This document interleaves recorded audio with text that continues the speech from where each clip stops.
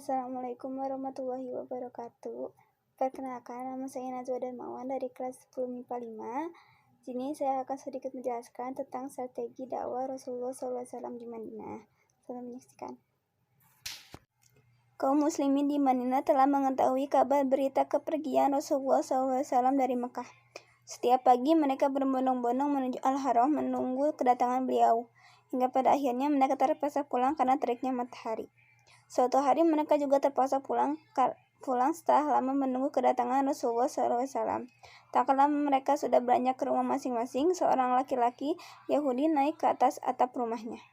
Lalu dia melihat Rasulullah SAW dan para sahabatnya memakai baju putih. Saat itu seisi Madinah semuanya berangkat untuk menyambut. Hari itu memang betul-betul hari yang istimewa dan semua orang berkumpul. Momen yang tidak pernah disaksikan oleh penduduk Madinah sepanjang sejarah. Sebelum sampai di Madinah, Rasulullah SAW singgah dan tinggal selama 4 hari di Kuba. Selama itu, Rasulullah SAW mendirikan Masjid Kuba dan sholat di dalamnya.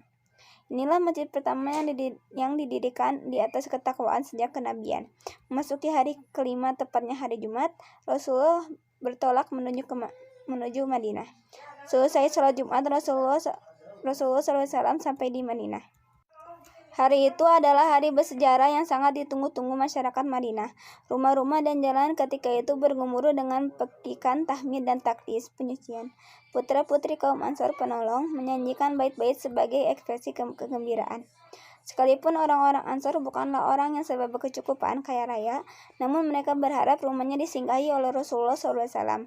Saat melewati satu persatu rumah orang-orang Ansor, mereka mengambil tali unta beliau. Setiap mereka lakukan demikian, Rasulullah SAW berkata kepada mereka, "Biarkan unta ini lewat karena ia telah diperintahkan sesuai kehendak Allah Subhanahu wa Ta'ala."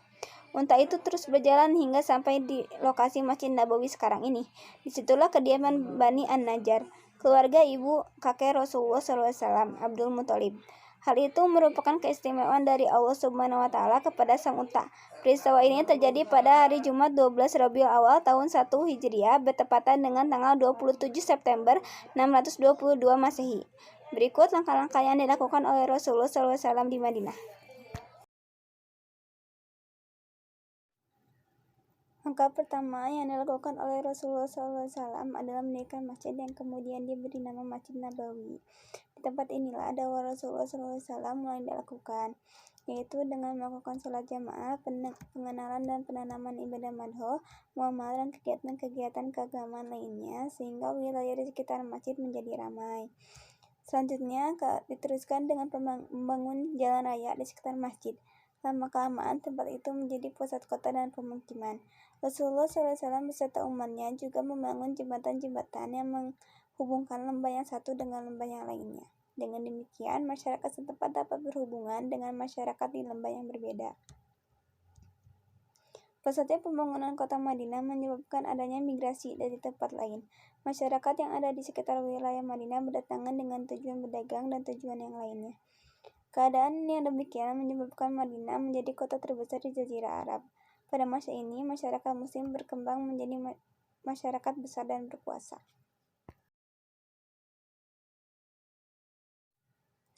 Yang kedua adalah mempersatukan suku Aus dan Khazraj. Dua suku yang sering bertikai ini disatukan untuk kemudian mereka melebur menjadi kaum Ansor yang menolong hijrahnya Rasulullah SAW untuk memperkuat persatuan di antara mereka dan dengan suku-suku lain yang berada di Madinah. Rasulullah SAW membuat sebuah konstitusi yang akan disampaikan dalam pembahasan selanjutnya. Yang ketiga adalah mempersaudarakan kaum Muhajirin dan kaum Ansar. Di samping membangun masjid sebagai pusat perkumpulan dan persatuan, Rasulullah SAW juga melakukan langkah lain yang merupakan sesuatu yang paling indah yang pernah ditorehkan dalam sejarah, yaitu mempersaudarakan kaum Muhajirin dan kaum Ansar. Persaudaraan berdasarkan agama yang menggantikan persaudaraan yang berdasarkan darah, sehingga suasana menjadi lebih damai dan aman.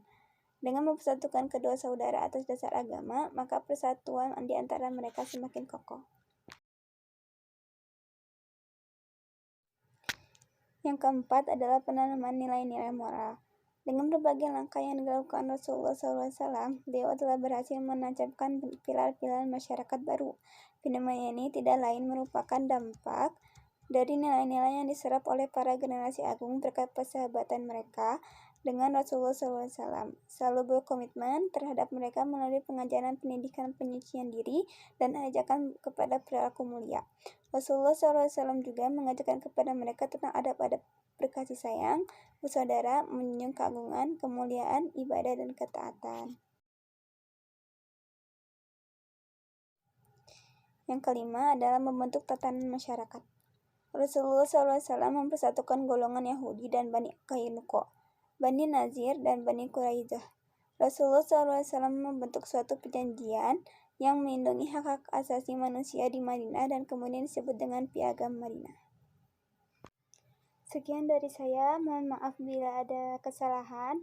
Wassalamualaikum warahmatullahi wabarakatuh.